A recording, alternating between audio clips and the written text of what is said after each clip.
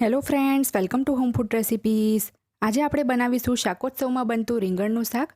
આ શાક ખાઈને તમે તમારા આંગળા ચાટતા રહી જશો. આ શાક એટલું ટેસ્ટી લાગે છે.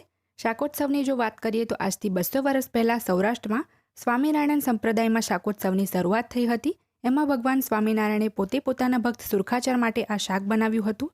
ત્યાંથી દર વર્ષે શિયાળામાં સ્વામિનારાયણ સંપ્રદાયમાં અને દરેક સ્વામિનારાયણ મંદિરમાં શાકોત્સવ મનાવવામાં આવે છે, જેનો લાભ ઘણા ભક્તો લે છે. તો આજે આપણે એ જ શાક ઘરે કેવી રીતે બનાવવું એ જોઈશું. તો ચલો એને બનાવવાનું શરૂ કરીએ. સૌથી પહેલાં તો મેં અહીંયા 250 ગ્રામ જેટલા લીલા રીંગણ લીધા છે. રીંગણ તમે કોઈ પણ લઈ શકો છો, પણ ધ્યાન રાખવું કે રીંગણ થોડી નાની સાઇઝના હોય એવા જ લેવા. હવે આપણે એને 4 ચીરા લગાવીને તૈયાર કરી લઈશું. તો રીંગણની મેં થોડીક દાંડી કાપી લીધી છે અને થોડીક રહેવા દીધી છે. આ રીતનું જે ગ્રીન પત્તાવાળો ભાગ છે એ પણ આપણે કાપી લઈશું. અને હવે આપણે રીંગણની અંદર 4 ચીરા લગાવી દઈશું. આ રીંગણને આજે આપણે સ્ટફિંગ ભરીને નહીં બનાવીએ, કારણ કે લાખો ભક્ત આ શાકોત્સવમાં આવે છે, તો ત્યાં આટલા બધા રીંગણ સ્ટફ કરવા થોડાક મુશ્કેલ થઈ જાય છે. એટલે રીંગણના કાં તો એ લોકો ટુકડા કરી લે છે, કાં તો પછી આ રીતે 4 ચીરા લગાવી દે છે, જેથી એને ચડવામાં બિલકુલ પણ વાર ના લાગે. આ રીતે રીંગણમાં ચીરા લગાવવાથી જો કોઈ રીંગણ સડેલું હોય તો એ પણ આપણને ખબર પડી જાય છે. તો અહીંયા આ રીંગણ જે છે ઉપરથી સહેજ સડેલું છે, તો ઉપરનો ભાગ આપણે આ રીતે કટ કરી લઈશું.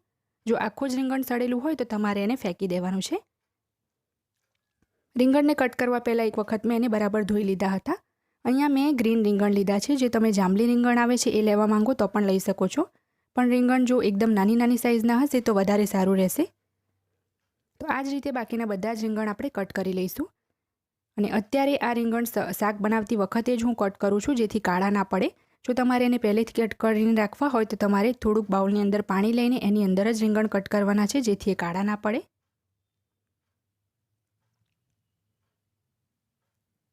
હવે મેં ગેસ ઉપર એક પેન ગરમ કરવા મૂક્યું છે. એમાં આપણે 1/3 કપ એટલે કે 80 ml જેટલું તેલ ઉમેરીશું. ગ્રામમાં જોશો તો આ 60 ગ્રામ જેટલું તેલ છે. ટ્રેડિશનલી આ શાકને બનાવવામાં ઘીનો જ યુઝ થાય છે, પણ અમારા ઘરમાં થોડોક કોલેસ્ટ્રોલનો પ્રોબ્લેમ હોવાથી અહીંયા મેં ઘીની જગ્યાએ તેલ લીધું છે. રીંગણને આપણે પહેલાં સેલો ફ્રાય કરી લઈશું, જેથી એ સરસ રીતે ચડી જાય. તો તેલ થોડું ગરમ થઈ જાય એટલે આપણે જે રીંગણના ચીરા કરીને રાખ્યા હતા એ આમાં ઉમેરી દઈશું. અને એક વખત આ રીતે રીંગણને તેલમાં મિક્સ કરી લઈશું, જેથી તેલનું એકદમ સરસ કોટિંગ એના ઉપર લાગી જાય. હવે આપણે ઢાંકણ ઢાંકીને 5 થી 7 મિનિટ માટે એને સેલો ફ્રાય થવા દઈશું. વચ્ચે ઢાંકણ ખોલીને એકાદ વાર તમારે મિક્સ કરી લેવાનું છે, જેથી બધી બાજુથી સરસ ચડી જાય. જ્યાં સુધીમાં આપણા રીંગણ ચડે છે ત્યાં સુધીમાં આપણે મસાલો બનાવવા માટે એક નાના પેનમાં 1/4 કપ કાચા સિંગદાણા ઉમેરીશું. ગ્રામમાં આ 35 ગ્રામ છે. અને ધીમા તાપે આ સિંગદાણાને આપણે 2 થી 3 મિનિટ માટે શેકી લેવાના છે. જ્યારે સિંગદાણા આ રીતે સરસ શેકાઈ જાય ત્યારે આપણે એની અંદર બાકીની બીજી સામગ્રી ઉમેરી દઈએ. તો 1 ટેબલસ્પૂન આપણે એમાં સૂકા ધાણા ઉમેરીશું. 1 ચમચી એટલે કે 1 ટીસ્પૂન આપણે એમાં જીરું ઉમેરવાનું છે.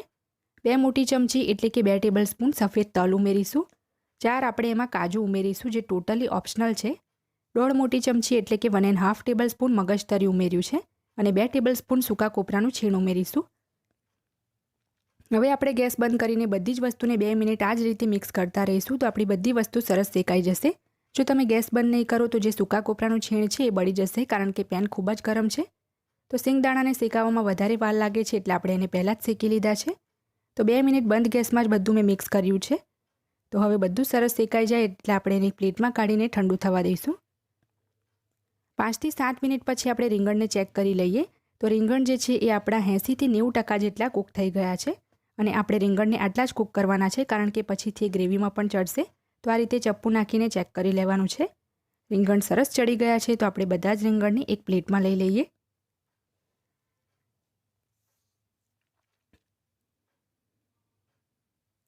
હવે આપણે એક નાના મિક્સર જારમાં બધી જ શેકેલી વસ્તુ એડ કરી દઈશું અને સહેજ આપણે અધકચરો એનો પાવડર કરવાનો છે.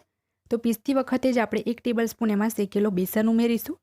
2 ટેબલસ્પૂન એટલે કે 2 મોટી ચમચી ખાંડ ઉમેરીશું. 1 ચમચી આપણે ગરમ મસાલો ઉમેરીશું.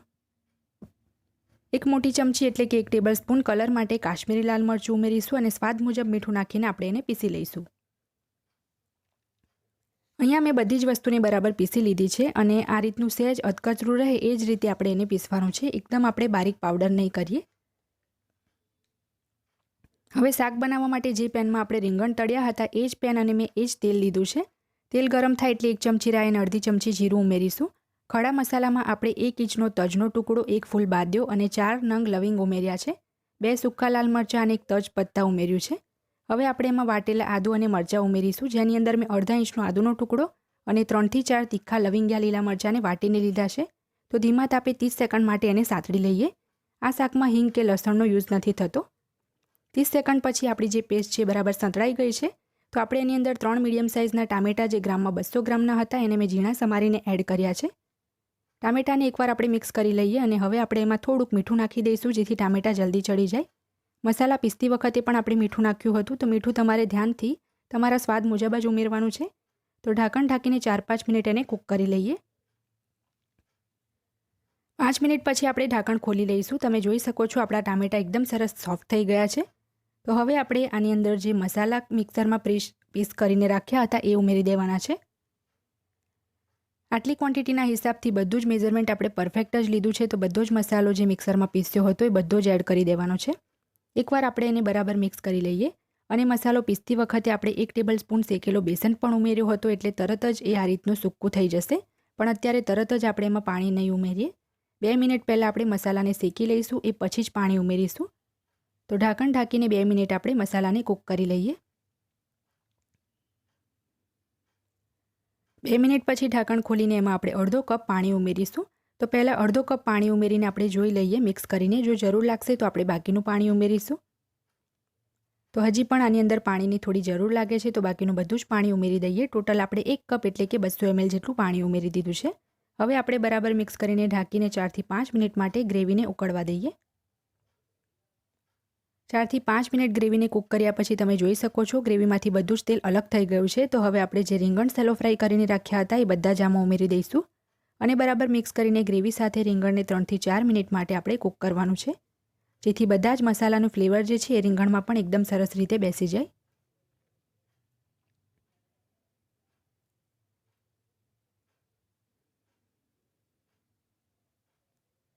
ત્રણથી 4 મિનિટ કૂક કર્યા પછી આપણે ઢાંકણ ખોલી લઈશું અને તમે જોઈ શકો છો કે શાકમાંથી બધું જ તેલ ઉપર આવી ગયું છે. તો એકવાર આપણે બધું મિક્સ કરી લઈએ. મીઠું તમારે તમારા સ્વાદ મુજબ એડ કરવાનું છે. જો ઓછું લાગે તો તમે ઉમેરી શકો છો. અને રીંગણ પણ અહીંયા હું તમને ચેક કરીને બતાવું છું કે કેટલા સરસ રીંગણ આપણા ચડી ગયા છે. તો છેલ્લે હવે આપણે એમાં ઝીણા સમારેલા લીલા ધાણા ઉમેરી દઈશું અને ગેસ બંધ કરીને આ શાકને આપણે સર્વ કરી લઈશું. દર વર્ષે ઉત્તરાયણથી પહેલાં સ્વામિનારાયણ સંપ્રદાયમાં આ શાકોત્સવનું શાક જરૂર બને છે. તો શાકોત્સવમાં આ શાકને બાજરીના રોટલા સાથે સર્વ કરવામાં આવે છે. એની સાથે આ શાક ખૂબ જ ટેસ્ટી લાગે છે. તો જો તમે પહેલાં ક્યારેય આ શાક ના બનાવ્યું હોય તો એક વખત તમે ચોક્કસ બનાવજો, તમને ખૂબ જ પસંદ આવશે. રીંગણ ભર્યા વગર પણ એકદમ ભરેલા રીંગણ જેવું જ આ શાક દેખાય છે.